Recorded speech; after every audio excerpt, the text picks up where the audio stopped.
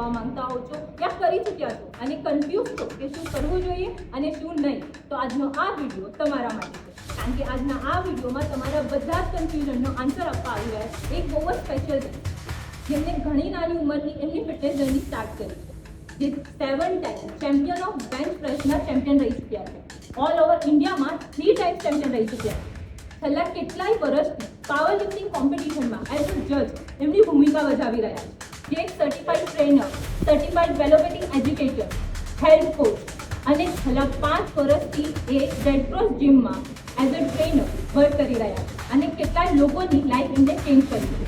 તો અગર તમે પણ તમારી બોડી, તમારું લુક ચેન્જ કરવા માંગતા છો તો આ વિડીયોમાં એન્ડ સુધી જરૂરથી જોડાયેલા રહેજો.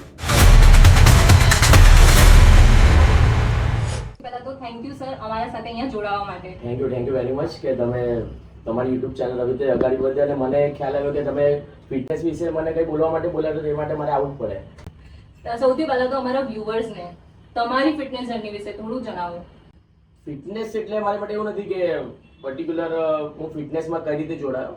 બાળપણથી મને દરેક બાળકને એવું હોય છે, આજના છોકરાઓને એવું હોય છે કે મારે કોઈ કાર્ટૂન કેરેક્ટર જે બોડી બને છે તો મને શક્તિમાન, રામાયણ, મહાભારતમાં હનુમાનજી જેવા એ બધા જે બોડીને તાકાત મેળવવાનો બહુ શોખ હતો. તો ત્યારથી મેં વિચાર્યું કે અગાડી જઈને કંઈક તો બોડી એવી બનાવીશ કે આ લોકો શક્તિ કેવી રીતે બનાવે છે. થોડું બાળપણ હતું પણ એવું હતું કે આવી બોડી મારે બનાવી છે. પછી થોડા ટીનેજ એજમાં આવ્યા ત્યારે આર્નોલ્ડને જોયા, જે બહારના બોડી બિલ્ડર્સ છે એ લોકોને જોયા. તો એ લોકોને જોઈને મને લાગ્યું કે આપણે પણ આવી બોડી અચીવ કરવી જરૂરી છે. તો એના દ્વારા હું પછી એના મને અચીવ કરવા માટે આપણે શું શું કરવું જોઈએ એની થોડી સ્ટડી કરી, બધા બોડી બિલ્ડિંગના કોર્સિસ કર્યા અને પછી હું ફિટનેસ લાઈનમાં આવી રીતે આગળ જોડાયો. મતલબ તમારી બોડી ટાઈપ કેવી હતી? લાઈક વેટ ગેઇન કરવું પડ્યું? એકચ્યુઅલી બોડી ટાઈપ કેવી છે, બોડી ટાઈપ છે ને 3 ટાઈપની હોય છે. એક એક્ટોમોર્ફ, મેસોમોર્ફ ને એન્ડોમોર્ફ. હું એકદમ સ્કિની હતો કે જે કંઈ પણ ખાઈ તો પણ એના બોડીને લાગે નહીં. વધારે ખાવું પણ બોડી પર, શરીર પર કઈ મસલ માસ આવતું જ નહીં હતું. પછી એના પછી લોકો મને દોસ્તારો, મિત્રો બધા પાપડ, સૂકો પાપડ ને બધું ચીડવતા હતા. તો ત્યારથી મને મોટિવેશન મળ્યું કે ના હવે મારે કંઈ કરીને બતાવવું જ છે. તો પછી ધીરે ધીરે ફિટનેસ અંગે સારો ડાયટ ચાલુ કર્યો, ખોરાક સારો ફૂડ લેવાનો ચાલુ, રેસ્ટ સારો બોડીને આપ્યો અને પછી સારી ફિટનેસ મારી બની ગઈ. મિનિમમ કેટલો ટાઈમ લાગ્યો તમને તમારી બોડીને ચેન્જ કરવામાં? આ સવાલ તમારો ઘણો સારો છે. મિનિમમ ટાઈમ એટલે કેવું છે, આજના લોકોમાં વધારે સહનશીલતા નથી. એ લોકોને કેવું છે કે મને 3 મહિનામાં બોડી બની જવી જોઈએ. અને અમુક લોકો તો ક્લાયન્ટ્સ એવા આવે છે કે સર 3 મહિના પછી મારા મેરેજ છે, મને 6 પેક જોઈએ છે, 3 મહિના પછી કઈ નહીં, વર્કઆઉટ પછી મોટું પેટ લઈને ચાલે છે. એટલે મને અરાઉન્ડ મારી જર્ની કહું તો મને 2 થી 2.5 વર્ષ મારું મસલ માસ આવતા લાગ્યો હતો. 2 થી 2.5 વર્ષ. ઓકે. તો તમે આટલા ટાઈમ સુધી પોતાની જાતે કેવી રીતે મોટિવેટેડ રાખતા? લાઈક જેમ તમે હમણાં કીધું કે કોઈનામાં પેશન્સ નથી. Specially Gen Z and alpha Gen Z ટાઈમમાં તો બિલકુલ પેશન્સ નથી. તો તમે કેવી રીતના આટલા ટાઈમ સુધી મોટિવેટ રહ્યા? મોટિવેશન એવું છે કે એક પેલું કહેવાય ને, માણસે જ્યારે કઈ વસ્તુ કરવી જોઈએ કે મારે કરવું જ છે આ વસ્તુ, તો એની માટે એવું નહીં હોય કે પછી એ મને મળે નહીં ત્યાં સુધી એની પછાડી લાગ્યા રહું તો જ તમે કોઈ બી ગોલ અચીવ કરી શકો. હવે સપોઝ હું સ્ટાર્ટિંગ થી જ એવું થઈ જાય કે અમારે 10-15 દિવસમાં, મહિનામાં બોડી બની જાય તો ઇમ્પોસિબલ વસ્તુ છે.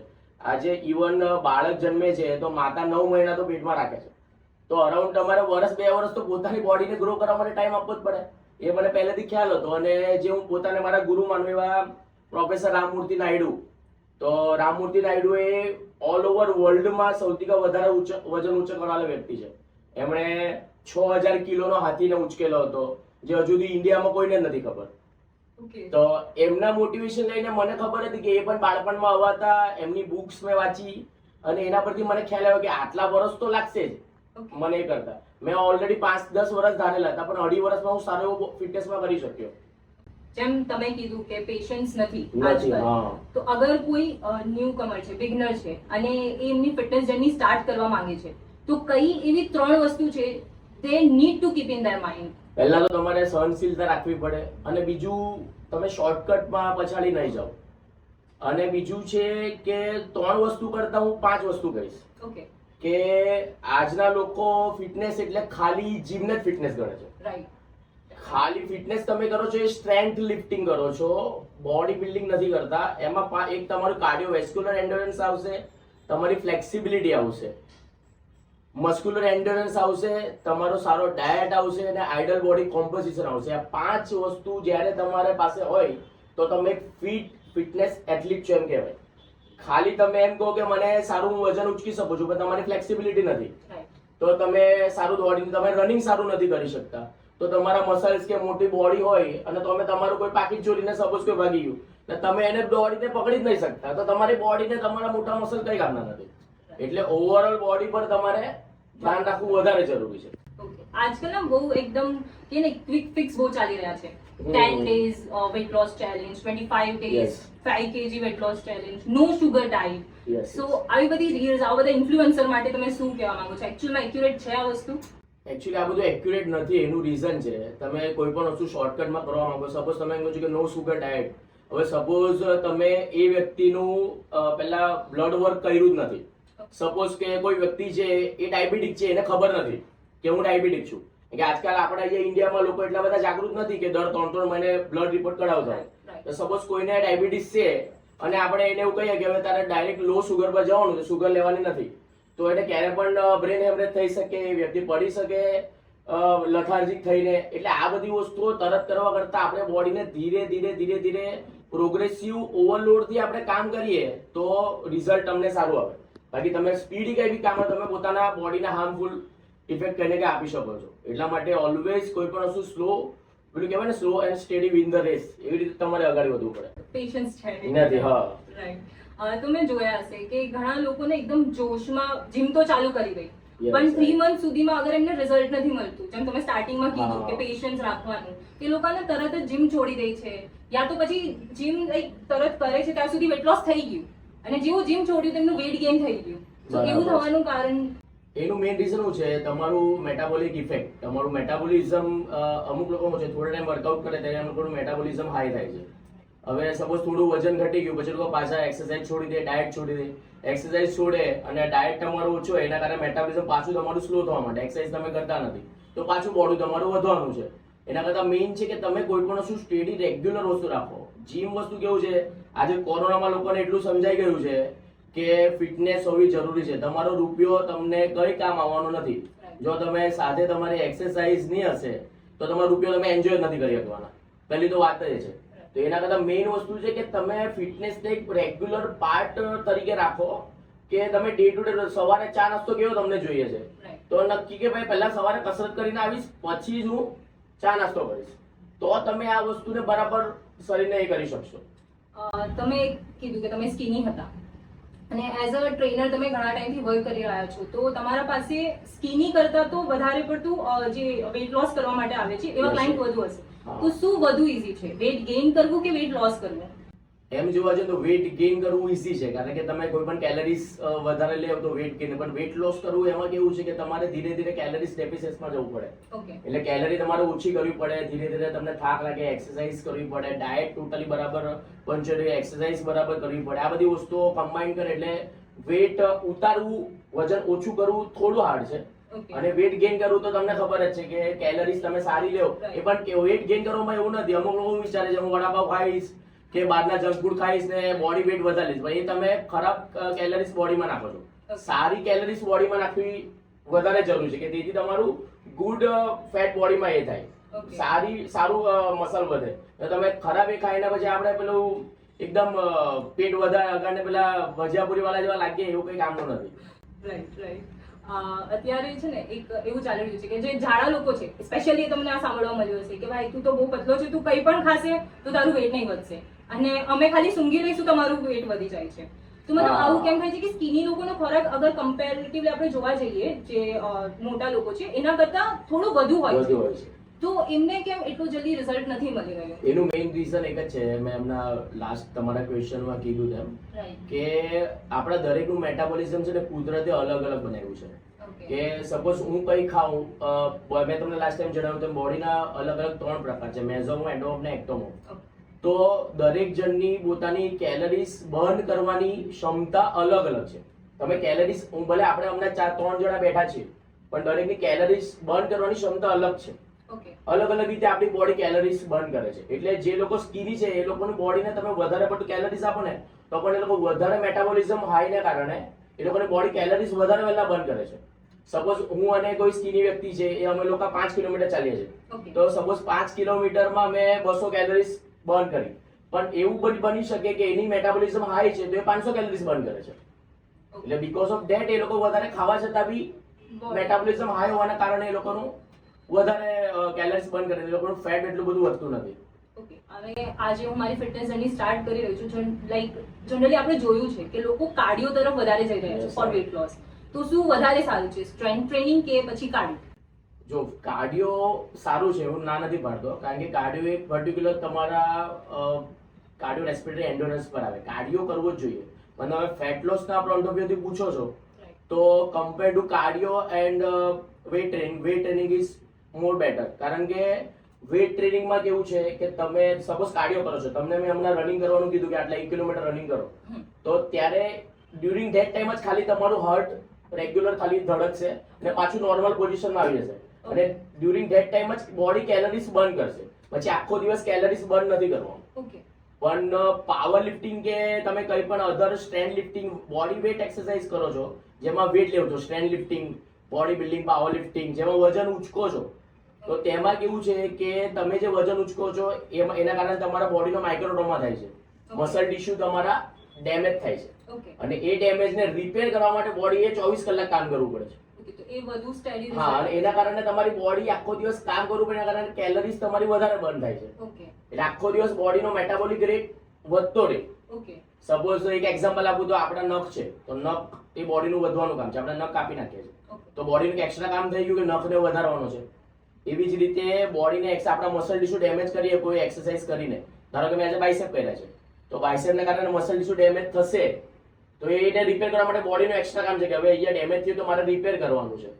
એના કારણે વધારે મેટાબોલિઝમ હાઈ થશે અને કેલરીઝ વધારે બર્ન કરશે બોડી. તો જનરલી લોકો કાર્ડિયો કરે છે યા તો પછી એક સેમ જ રૂટીન એક્સરસાઇઝ ફોલો કરે છે, તો એનાથી બોડીમાં કોઈ ઇફેક્ટ હોય છે કે ડેલી રૂટીન કર્યા કરો તમે? સેમ કરો તો સારું છે એવું નથી, પણ સેમમાં તમે કમ્પાઉન્ડ મુવમેન્ટ્સ કરો, સ્ક્વોટ છે, ડેડલિફ્ટ છે, બેન્ચ પ્રેસ છે, એમાં તમે થોડું પ્રોગ્રેસિવ ઓલ્ડર ને વેટ વધારે કરો તો ઘણું સરસ છે. પણ એક કહેવાય ને પેલું રોજ જ આપણને એક જ શાક રોટલી આપ્યા કરીએ તો એક જ શાક ને એ આપણને યોગ્ય નથી લાગવાનું. એટલે થોડું કંઈ ને કંઈ આપણે એમાં કંઈ ને કંઈ અલગ એક્સરસાઇઝીસ ને એ બધું જોઈએ. મેં તમને કીધું તેમ કોઈ દિવસ કાર્ડિયો, કોઈ દિવસ વેટ ટ્રેનિંગ, ઓકે, મસ્ક્યુલર એન્ડોરન્સ ની અલગ અલગ એક્સરસાઇઝ, તમે અલગ અલગ બધી એક્સરસાઇઝ કરો તો એ બોડીને પણ તમારા શોખ લાગે, નહીં તો બોડી છે ને પ્લેટોમાં ચાલી જાય. સપોઝ તમે રોજ એક જ કામ કરો તમે બોર થઈ જવાનો છો. હું તમને પીઝા ગમે છે તો સપોઝ તમે કોઈ વસ્તુ, હું રોજ જ પીઝા તમે નહીં ખાઈ શકવાના. એક દિવસ એવા આવશે કે તમને લાગશે નહીં ભાઈ હવે પીઝા નથી ખાવા. એટલે એ રીતે આ પણ એવી વસ્તુ છે કે તમે પોતાને મોટિવેટ કરવા માટે કંઈક ડિફરન્ટ બોડીને આપો તો બોડી તમને રિસ્પોન્સ સારું કરે. આજકાલ એક નવો ટ્રેન્ડ ચાલી રહ્યો છે 10,000 સ્ટેપ. Yes. ખાલી વોક કરવાથી 10,000 સ્ટેપ ચાલવાથી રિઝલ્ટ મળે છે? એકચ્યુઅલી સાચું કહું તો 10,000 સ્ટેપ્સ રિઝલ્ટ મળે છે, કારણ કે આ છે ને એક જાપાનીઝ પદ્ધતિ છે. જાપાનના લોકો વધારે આયુ વધારે જીવે છે, અને જાપાનમાં કેવું છે કે ત્યાં છે ને મોસ્ટ ઓફ લોકો જોબ માટે પણ જાય છે. આપણે કેવું આપણે વ્હીકલ લઈને જઈએ છીએ, પણ ત્યાં મોસ્ટ ઓફ લોકોને વધારે ચાલવાનું વધારે પ્રિફર કરે છે. એટલે એના કારણે આ સિદ્ધાંત આવ્યો કે તમે 10,000 સ્ટેપ્સ રોજ જો ચાલશો તો તમારી કેલરીઝ બંધ થશે, તમે ફિટ રહેશો. એટલે તમે જો કોઈ એક્સરસાઇઝ કરતા જ નથી કે તમે જીમ નથી, જો તમને જવાનો ટાઈમ નથી, તો તમે ખાલી એટલીસ્ટ 10,000 સ્ટેપ્સ ચાલી લો તો તમારા હેલ્થ માટે સારું છે, પણ એક કાર્ડિયો માટે. પણ તમારે જો એન્ટી એજિંગ બેનિફિટ જોઈતો હોય તો મારા હિસાબે એટલીસ્ટ અઠવાડિયે 2 કે 3 વખત સ્ટ્રેન્થ લિફ્ટિંગ કે વેટ લિફ્ટિંગ જેવી એક્સરસાઇઝો કરવી જોઈએ. જેવું તમે જીમ સ્ટાર્ટ કરો છો ને તો એક વર્ડ બહુ સાંભળવા મળે છે, પ્રોટીન પ્રોટીન પ્રોટીન. તો શું છે પ્રોટીન, લેવું જરૂરી છે અને કેટલા પ્રમાણમાં? એકચ્યુઅલી છે ને હમણાંના લોકોએ પ્રોટીનને બહુ વધારે પડતું આમ બહુ બઢાવી ચડાવીને બતાવેલું છે. તો પ્રોટીન એટલે કેવું છે, ટોટલ 22 ટાઈપ્સના એમિનો એસિડ્સ આવે છે. પણ મારું માનો તો પ્રોટીન કેવું કે અલગ અલગ ફૂડમાં, તમે વેજીટેરિયન છો, નોન વેજીટેરિયન છો, તમને દરેક ફૂડમાં મળી રહી છે. પ્રોટીન એકચ્યુઅલી કોને જરૂરી છે કે સપોઝ કોઈ સ્પોર્ટ્સમાં છે, કોઈ સ્પેસિફિક બોડી બિલ્ડિંગ કે કોઈ કોમ્પિટિશન રમવાના છો તો તમે પ્રોટીન લો તો સારું. બાકી નોર્મલ જનરલ પબ્લિકે તમે ફૂડમાંથી પ્રોટીન લો તો બેસ્ટ છે. અને વધારે હું પ્રિફર કરીશ કે ફૂડથી જ તમારે પ્રોટીન ઇન્ટેક તમારો પૂરો કરવો જોઈએ, ન કે વે પ્રોટીનથી. વે પ્રોટીન તમારે એક જ સ્કૂપ ડેલી લો તો ચાલશે, પણ બાકી ટોટલ તમારું હોલ ડેનું જે પ્રોટીન તમારે લેવું જોઈએ તે ફૂડ ફોર્મમાં લેવું જોઈએ. અને સાયન્સ પ્રમાણે આપણે જોઈએ તો WHO ના નિયમ પ્રમાણે WHO એમ કહે છે કે 1.2 પર બોડી વેટ દરેક માણસે પ્રોટીન લેવું જરૂરી છે. અને જે લોકો કોઈ સારી સ્પોર્ટ્સ એક્ટિવિટીમાં જોડાયેલા છે એ લોકો 2.2 ગ્રામ પર બોડી વેટના પ્રોટીન લે તો એ લોકો માટે સારું છે. પણ એક વસ્તુ યાદ રાખવા જેવી છે કે જે લોકો પ્રોટીન લે એ લોકોએ વોટર ઇન્ટેક વધારે રાખવો જોઈએ કમ્પેર ટુ અધર પબ્લિક કે અધર જે લોકો સ્પોર્ટ્સમાં એટલા બધા ઇન્વોલ્વ નથી. એટલે 3 to 4 લીટર્સ ઓફ વોટર તમારે પાણી પીવું પડે. એ તો થોડી ઘણી કિડની ડેમેજ તમારો થવાનો ચાન્સીસ છે, કદાચ મે બી કિડની સ્ટોન તમને થઈ શકે. એટલે આ બધી વસ્તુઓ ધ્યાન રાખીને તમારે બીજી બધી વસ્તુઓ જોવી પડે. અને પછી મારું માનો તો મેઇન વસ્તુ છે કે તમે કોઈ પણ વસ્તુ સ્ટાર્ટ કરો તો પહેલા તમારા ફેમિલી ડોક્ટરને પહેલા પૂછો, તમારો ઓવરઓલ બોડીનો એક ચેકઅપ કરાવો, બ્લડ રિપોર્ટ્સ કરાવો અને પછી જીમ કે કોઈ પણ સ્પોર્ટ્સ એક્ટિવિટીમાં તમે જોઈન કરો.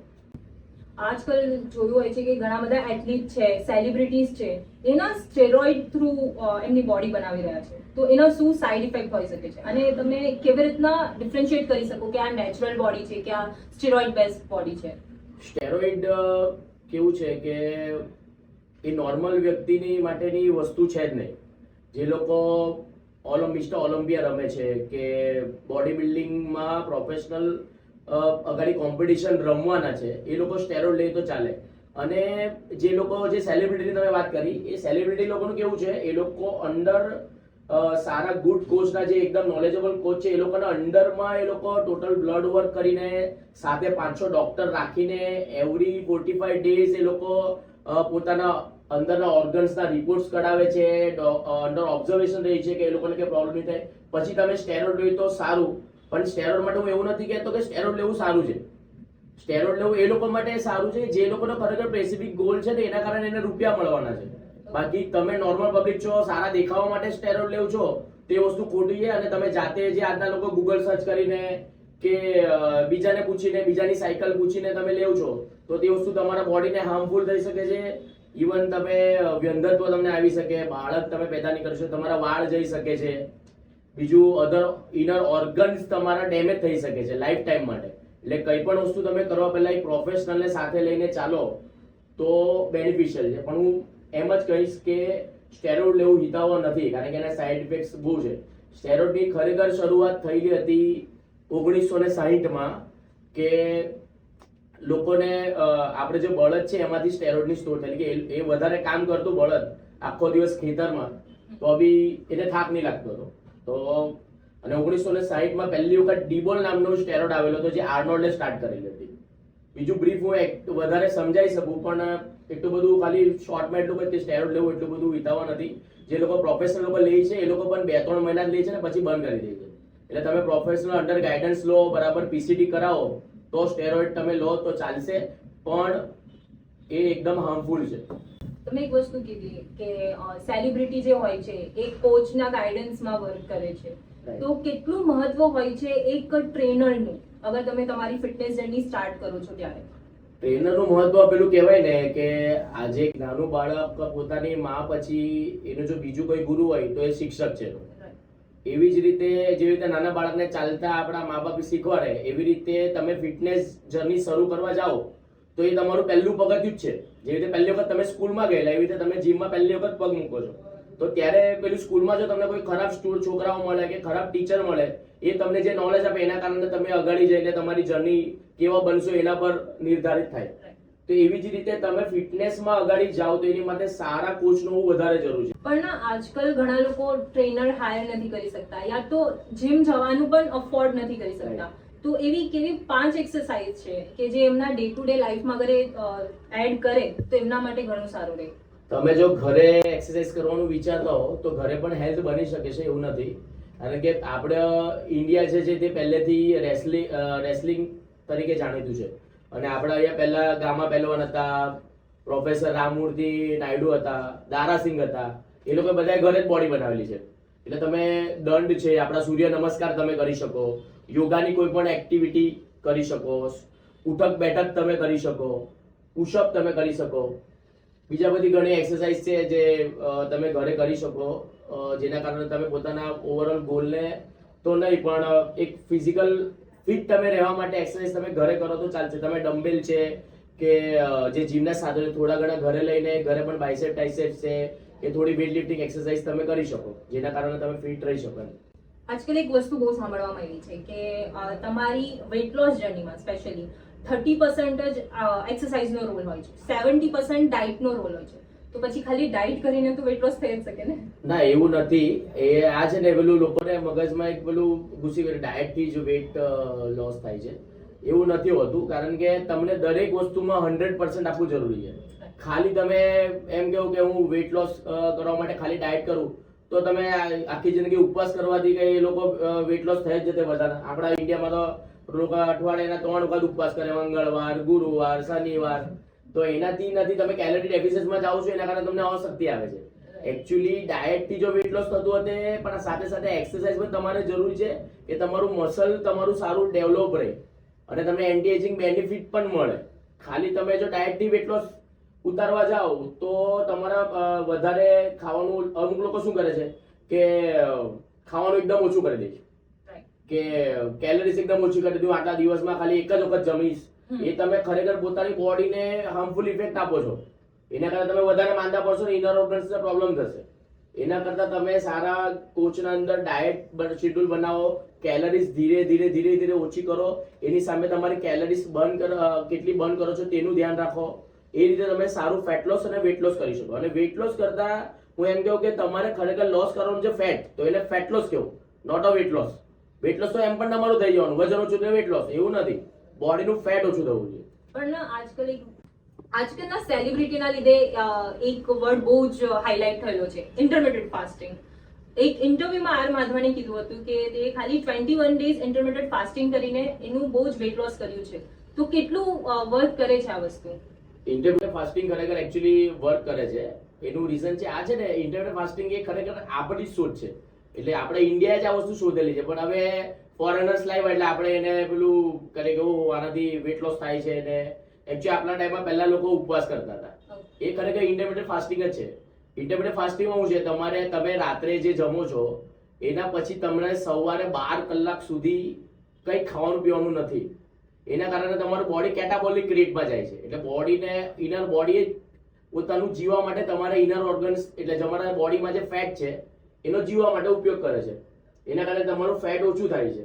અને એ પર્ટિક્યુલર તમારે એક પર્ટિક્યુલર ટાઈમ પીરિયડમાં જમવાનું હોય છે કે સવારે 10 થી સાંજે 6, સવારે 10, સવારે 9 થી સાંજે 8.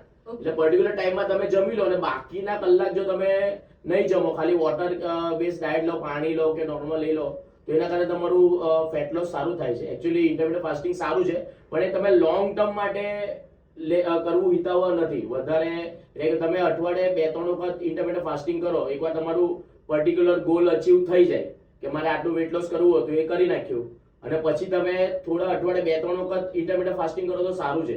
પણ બોડીને આપણે કેવું છે, આપણી બોડી દરેક વસ્તુ માટે ડેવલપ થઈ છે. જેવી રીતે મુસ્લિમ કોમ્યુનિટી રોઝા નહીં કરે છે, તો મહિનો એ લોકો ટોટલ આખું વર્ષ નથી કરતા, કે આખું વર્ષ કરો તો બોડીને અલગ અલગ ચેન્જીસ આવે અને તકલીફ થશે એ લોકોને. એટલે ખાલી તમારે પર્ટિક્યુલર કોઈ એક વસ્તુ પકડીને નથી ચાલવાનું, બોડીને દરેક વસ્તુની આદત હોવી જોઈએ.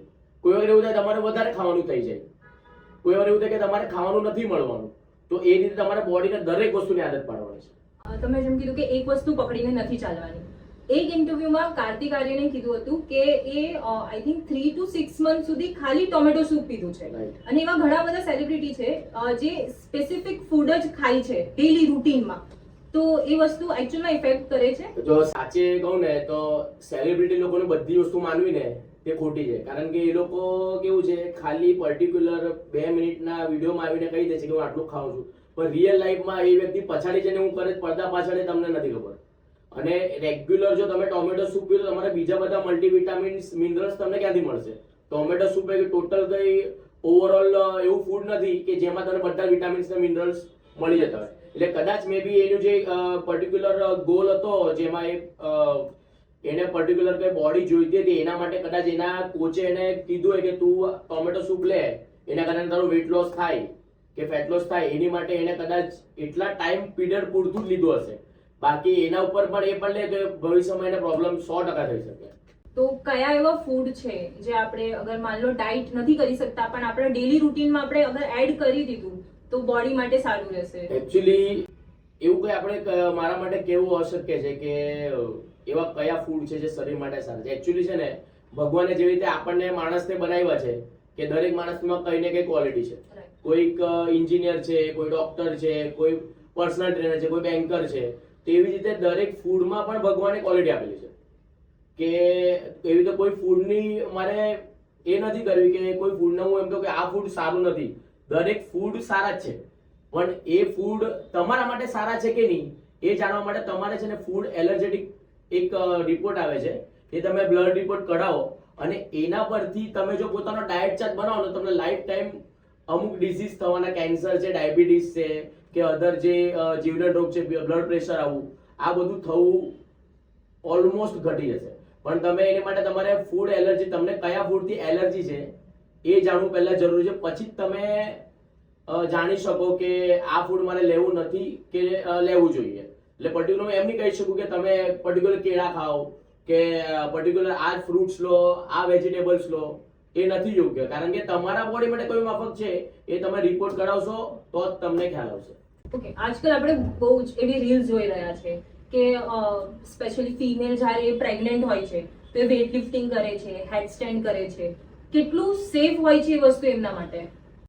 એકચ્યુઅલી વેઇટ લિફ્ટિંગ કરવું એ સારું છે ડ્યુરિંગ પ્રેગ્નન્સી, કારણ કે એના કારણે તમે જો પહેલેથી વેઇટ કેરી કરવાની તાકાત તમારામાં હોય તો પ્રસ્તુતિ વખતે તમને બાળક જ્યારે બહાર આવે છે ત્યારે તમને પેઇનને સારું સહન કરી શકો. પણ જ્યારે તમે પ્રેગ્નન્ટ છો તો કોઈ યોગ્ય સારા કોચ ના અંડર જ આ બધી વસ્તુઓ કરો. તમે જાતે કરશો તો કદાચ તમને પ્રોબ્લેમ થઈ શકે અને તમારા બાળકને પણ પ્રોબ્લેમ થઈ શકે. એટલે મેઇન વસ્તુ છે કે તમે અંડર ગાઈડન્સ આ બધી એક્સરસાઇઝ કરો કે અમુક મહિના પછી તમારે એક્સરસાઇઝ નથી કરો, તમે પ્રેગ્નન્ટ છો ત્યારે કરી શકો. પણ તમારે 8મો 9મો મહિનો છે તો તમે એકદમ હેવી એક્સરસાઇઝ નહીં કરી શકશો, કારણ કે એના કારણે જો તમારા બેલી એના પર વધારે વેટ આવશે તો તમારા બાળકને એને પ્રોબ્લેમ થઈ શકે. અને ત્યારે લાઇટ એક્સરસાઇઝ જ કરવી તો વધારે હિતાવહ છે. એઝ અ કોચ તમારા પાસે બહુ બધા એવા ક્લાયન્ટ આવતા હશે કે જે ખાલી સ્પેસિફિક પોર્શન પર વર્ક કરવા માંગે છે, અને સ્પેશિયલી વુમન કે ભાઈ મારી અપર બોડી ઓકે છે, મને બસ ખાલી લોવર જ ઉતારવું છે, યા તો મને ખાલી બસ બેલી ફેટ ઓછું કરવું છે. તો એવા લોકો માટે શું કહેવા માંગો છો? એવા લોકોનું એમ જ કહું છું કે બોડી છે ને આપણા શરીરે ભગવાને આખું શરીર આપણને આપ્યું ને દરેક વસ્તુ ઇમ્પોર્ટન્ટ છે. નાક સૂંઘવા માટે ઇમ્પોર્ટન્ટ છે, કાન સાંભળવા માટે. આમાંથી કોઈ પણ વસ્તુ જો હું કાઢી નાખું તો તમને પ્રોબ્લેમ થશે જ. એટલે દરેક વસ્તુના બોડી પાર્ટને આપણે પોતાની, તમે જ એક વસ્તુ કહું તમને કે આપણે જ્યારે જીવીએ છીએ મરવા સુધી આપણું શરીર આપણે સાથે સાથે આવવાનું છે. એટલે તો તમે એના બોડીના દરેક ઓર્ગન્સને, દરેક પાર્ટ્સને ઇમ્પોર્ટન્ટ ગણો અને દરેકને એક્સરસાઇઝ કરો. પર્ટિક્યુલર આ જ પાર્ટથી હું સારી દેખાઈશ ને આ જ પાર્ટીઓ કરો, તમે ઓવરઓલ બોડી તમારી સાથે તમે સારા દેખાવાના છો. એટલે એવો મગજમાંથી ભ્રમ આજકાલની સ્ત્રીઓએ કાઢી નાખવો જોઈએ કે બેલી ફેટ તમારું ઉતરે છે, મારા સિક્સ પેક જેવી બોડી હશે પણ તમારા લેગ્સ નહીં હશે, સ્કીની હશો તો નહીં સારા લાગો તમે. એના કરતાં ઓવરઓલ બોડી સારી કરો અને સાથે સાથે નેચર બી સારો હોવો જરૂરી છે. ખાલી બોડી કે હોવાથી કઈ નહીં થતું, તમારું નેચર, તમારો સ્વભાવ, આ બધી પણ વસ્તુ તમારી પર્સનાલિટીમાં વર્ક કરે છે. તમે વાત કઈ રીતે કરો છો, બિહેવ કઈ રીતે કરો છો, ખાલી સારા દેખાવાથી વસ્તુ ઇમ્પોર્ટન્ટ નથી હોતી, સાથે સાથે સારો નેચર પણ ઇમ્પોર્ટન્ટ છે. કોઈ એક્સરસાઇઝમાં ચેન્જીસ હોય છે સ્મોકર અને નોન સ્મોકર વચ્ચે? સ્મોકરમાં ને નોન સ્મોકરમાં એટલો ચેન્જીસ છે કારણ કે પહેલા આપણે જોવું પડે કે જે ચેઇન સ્મોકર છે, જે રેગ્યુલર સિગરેટ કે પી છે, એ લોકોનો લંગ્સ ની કેપેસિટી કેટલી છે. સપોઝ જે લોકો ચેઇન સ્મોકર હોય એ લોકો 1 મિનિટની અંદર જ શ્વાસ રોકી શકશે. એટલે પહેલા તો જે એ લોકો જો અંડર ટ્રેનર કોઈ વર્કઆઉટ કરવા જઈ રહેલા હોય તો ટ્રેનર એ લોકોના લંગ્સની તપાસ પહેલા કરે છે. એની માટેના મેડિકલમાં એ મળે છે કે જેના કારણે તમે લંગ્સની કેપેસિટી ચેક કરી શકો. સપોઝ હું બાબા રામદેવ કે યોગા ટ્રેનર કોઈ પણ ટ્રેનર લો તો એ લોકોની લંગ્સ કેપેસિટી આપણા કરતાં સારી હશે. ઇવન જે લોકો પાવર લિફ્ટર્સ છે એ લોકો શ્વાસ રોકે છે એ લોકોની લંગ્સની કેપેસિટી આપણા કરતાં સારી હશે. એટલે પહેલા નોન સ્મોકર અને સ્મોકરમાં આ વસ્તુ આપણે ચેક કરવાની. અને એક્સરસાઇઝ જે સ્મોકર છે એની માટે કાર્ડિયો એક્ટિવિટી થોડી આપણે વધારવી પડે, કારણ કે એ લોકો જરા પણ દાદર કે ચડશે એ લોકોને થાક લાગશે, રનિંગ બરાબર નહીં કરી શકશે. એટલે એ લોકો માટે આપણે રનિંગ અને કાર્ડિયો એક્ટિવિટીનું થોડી વધારે રાખવી પડે. હવે લાસ્ટ 2 ક્વેશ્ચન હું લઈશ. જીમ સાથે ના ઘણા બધા મિથ જોડાઈ રહ્યા છે કે અગર તમે વેટ લોસ કરો છો તો ઠંડુ પાણી પીશો તો તમારી ચરબી જામી જશે, તો એના માટે તમારે ગરમ પાણી પીવું જોઈએ. તો આ વાતમાં કેવું કોઈ ફેક્ટ છે? એવું નથી, પણ ખરેખર કેવું ને તો આપણી ઇન્ડિયાનું વાતાવરણ જે છે ને તે કમ્પેર ટુ અધર કન્ટ્રીઝ ગરમ છે. તો એકદમ ઠંડુ પાણી પીવું પણ શરીર માટે ખરાબ છે. આપણી બોડીનું તાપમાન ડ્યુરિંગ ધેટ ટાઈમ કયું છે એ પ્રમાણે તમારે પાણી પીવાની જરૂર છે. સપોઝ હું અમેરિકામાં છું, ઠંડી વધારે છે, તો મારે થોડું ગરમ પાણી પીવું પડે, કારણ કે મારા બોડીને ગરમ વસ્તુની જરૂર છે. એટલે એ લોકોનું ફૂડ પણ તમે જોશો તો એ લોકો નોનવેજ વધારે ખાય છે ઇન્ડિયા કરતા. ઇન્ડિયામાં નોનવેજ તમે એટલું બધું સહન કરી નહીં શકતા, એ ગરમીનું પ્રમાણ વધારે છે. અને આપણે એટલા બેનિફિટ આપણે ઇન્ડિયા લોકોને સારો છે કે આપણે 3 ઋતુનો અનુભવ કરી શકીએ, શિયાળો, ઉનાળો અને ચોમાસો. જ્યારે અધર કન્ટ્રીઝમાં તો કેવું છે, લોકોને એક જ ઋતુનો અનુભવ કરે છે. એટલે એ હિસાબે આપણે પોતાનું નક્કી કરવું પડે કે આપણે પાણી એકદમ ઠંડુ, હું તો કહું કે શરીરમાં કે આપણું 37 સેલ્સિયસ આપણી બોડીની ગરમીની હીટ હોય છે. હવે એમાં તમે માઇનસમાં જો બોડીમાં પાણી નાખો, કેટલા લોકો ફ્રીઝરમાં પાણી મૂકીને પછી એકદમ ઠંડુ પાણી પી છે, એ વસ્તુ શરીર માટે ખરાબ છે. કારણ કે એના કારણે તમે મેટાબોલિઝમ ડાઉન કરવા જઈ રહ્યા છો અને બીજા બધા અધર શરદી થવું, પછી લંગ્સ કફ જામી જવું, આ બધી પ્રોબ્લેમ્સ તમને થઈ શકે. ઘણા એવા લોકો છે જેમને ફિટનેસની જરૂર હોય છે બટ સ્ટીલ એમને એક્સરસાઇઝ કરવાનું નથી ગમતું, તો એવા લોકો માટે તમે શું કહેવા માંગો છો? હું એવા લોકો માટે એક વસ્તુ કહીશ કે હમણાં પોતાના શરીર માટે ધ્યાન નહીં રાખશો, ભાઈ ડોક્ટરને ધ્યાન રાખવા માટે કહેવું પડશે. એટલા માટે હમણાંથી ફિટનેસ માટે તમે જાગૃત થઈ જાઓ તો વધારે સારું છે. નહીં તો પછી તમારો રૂપિયો ખાલી બીજા લોકો એન્જોય કરશે, તમારા છોકરાઓ, તમારી બૈરી, અને તમે ઉપરથી જોતા હશો કે છોકરાઓ મારો રૂપિયો આવી રીતે બગાડે છે. એટલે જાતે જો પોતાના રૂપિયાને એન્જોય કરવા માંગતા હો તો એક્સરસાઇઝને એક ડેલી રૂટીનનો પાર્ટ બનાવો. Thank you so much sir, બહુ જાણકારી મળી તમારા સાથે વાત થેન્ક યુ. કરીને. એન્ડ આઈ હોપ તમને પણ હવે જાણકારી મળી હશે. તો અગર તમારો કોઈ ફ્રેન્ડ છે જે એમની ફિટનેસ જર્ની સ્ટાર્ટ કરવા માંગતા હોય છે તો આ વિડીયો એમને જરૂરથી શેર કરજો. And ya, don't forget to like, share and subscribe. By.